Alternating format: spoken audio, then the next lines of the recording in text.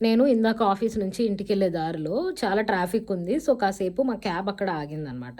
ఆగిన కాసేపట్లో ట్రాఫిక్ పోలీసులుంటారు గదా! వాళ్ళు వచ్చి వెళ్ళిపోయే ఈ టూ వీలర్స్‌ని ఆపుతా ఉన్నారు.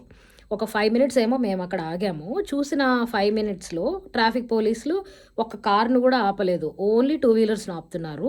ఆ టూ వీలర్స్‌లో గూడా స్టూడెంట్స్, తర్వాత చూడ్డానికి కొంచెం కూలి పని చేసుకునేవాళ్ళు ఇలా ఉంటారు గదా! వాళ్ళు, ఇలాంటి వాళ్ళనే ఆపుతున్నారు గానీ, కొంచెం డీసెంట్‌గా టక్ చేసుకొని జాబ్ హోల్డర్స్ లాగా, బిజినెస్ పీపుల్ లాగా ఇలా కనపడ్డ వాళ్ళనైతే ఆపట్లేదు.